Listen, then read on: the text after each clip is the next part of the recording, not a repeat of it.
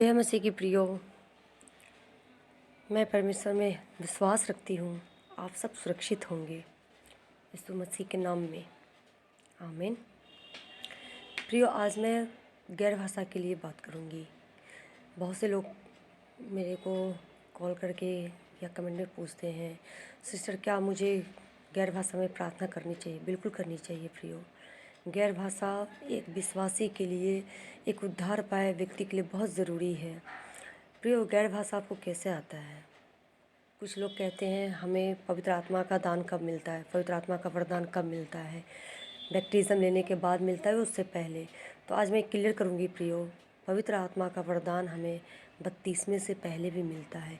अगर प्रभु के लिए दिल आपका खुला हुआ है, प्रभु के लिए आपका भूख प्यास बढ़ा हुआ है, पवित्र आत्मा के लिए आपकी भूख प्यास बढ़ी हुई है, तो आपको पवित्र आत्मा का वरदान बपतिस्मा से पहले भी मिलेगा।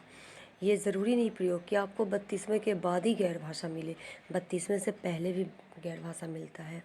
मुझे खुद बपतिस्मे से पहले गैर भाषा मिला, क्योंकि मैंने प्रभु के लिए दिल को खोला, अपने जीवन को प्रभु के वचन के अनुसार जीने के लिए मैंने उस तरफ कोशिश की, और आज भी मेरा 100% रहता है कि मैं प्रभु के वचन के अनुसार ही मैं अपने जीवन को व्यतीत करूं।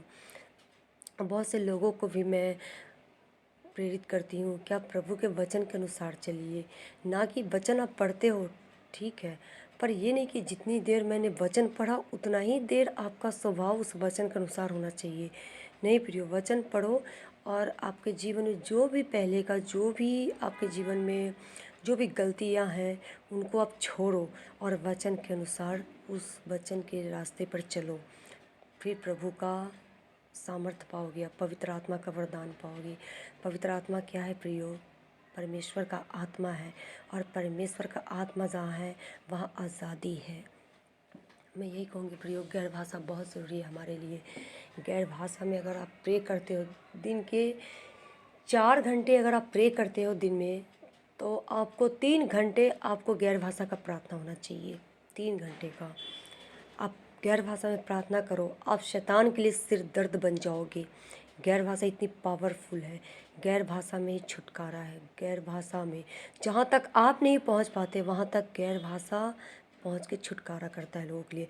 ये आप नहीं जानोगे प्रिय कि मैं गैर भाषा में क्या बोल रही हूँ, लेकिन ये आत्मा के में होकर प्रभु से बातें करने की बात होती है। तो आप जैसे, अगर आप प्रभु में पवित्र आत्मा अगर आपके अंदर है, तो जैसे भी आप प्रे कर लिए बैठोगे, या किसी का प्रार्थना रिक्वेस्ट आपके पास है और प्रार्थना में आप जैसे भी जाओगे बैठने के लिए प्रार्थना के लिए, तो सबसे पहले आपके अंदर पता है प्रियो क्या आएगा? गैर भाषा। आप कुछ और अपने बुद्धि से सोचकर प्रार्थना करोगे कि मुझे इस चीज़ के लिए, इस विषय पे प्रार्थना करना है, लेकिन जब पवित्र आत्मा आपके अंदर है तो आपको गैर भाषा में प्रार्थना करना आपको खुद अपने आप ही अंदर से आएगा। आप सोचोगे ये क्या हो रहा है, ये आप भी नहीं समझ पाओगे कि ये आप क्या बोल रहे हो, पर वो गैर भाषा खुद अपने आप ही आपके अंदर से होकर निकलेगा। प्रिय पौलुस क्या बोलता है कि मैं आत्मा से भी प्रार्थना करूँगा और बुद्धि में भी। उसने पहले बोला आत्मा से भी प्रार्थना करूँगा, क्योंकि गैर भाषा ज़रूरी है। आत्मा को पहले उसने नंबर 1 पे रखा, बुद्धि को दूसरे नंबर पे। ये गैर भाषा इसलिए ज़रूरी है कि आप गैर भाषा से बड़े बड़े समस्याओं को हल कर सकते हो, सिर्फ गैर भाषा में प्रार्थना करने से। गैर भाषा बहुत ज़रूरी है। गैर भाषा आप एक वर्ड बोलोगे और बड़े बड़े छुटकारे को देखोगे। गैर भाषा इसलिए ज़रूरी है, जिसके अंदर गैर भाषा है समझो वो अनाथ नहीं। प्रभु ने क्या कहा? मैं जाता हूँ और एक सहायक तुम्हें दूंगा, मैं तुम्हें अनाथ नहीं छोड़ूंगा। वो पवित्र आत्मा के बारे में प्रभु कह रहे हैं। पवित्र आत्मा अगर आपके पास है, गैर भाषा है, तो आप अनाथ नहीं। पर चर्च में आज भी 90% लोगों के पास गैर भाषा नहीं, और वो 90% लोग अनाथ हैं। उनके पास छुटकारा है, जॉब है, अच्छी ब्लेसिंग है, अच्छी आशीषें हैं, सब कुछ है उनके पास, बहुत पैसा है, अच्छी उनकी लाइफ है, लेकिन जिनके पास गैर भाषा नहीं वो अनाथ है। कैसे अनाथ है? जैसे एक बच्चा अपने माँ बाप के बिना अनाथ है। उस बच्चे को खुद ही अपने लिए सब कुछ इंतज़ाम करना है, अपनी सुरक्षा खुद करना है। उसे अपनी रोटी भी खुद अपने आप बना के खानी है, उसे सब कुछ अपने लिए करना है। सुबह जब वो रात को सोता है तो सुबह उसकी माँ नहीं आके उसको जगाएगी, उठ बेटा तू लेट हो रहा है स्कूल के लिए या कॉलेज के लिए। वो खुद अपने टाइम पे उठेगा, वो खुद अपने प्रेशर को लेकर सोता होगा कि मुझे सुबह उठना है। तो ऐसे प्रियो, जिनके पास गैर भाषा नहीं, वो इसी तरह से अनाथ हैं। जिनके पास गैर भाषा है वही लोग छुटकारे को देखते हैं और बड़े अद्भुत काम को करते हैं। जहाँ पे आप नहीं पहुँच सकते वहाँ पे गैर भाषा में आप प्रार्थना करो और वो गैर भाषा उस बंधन को तोड़ती है।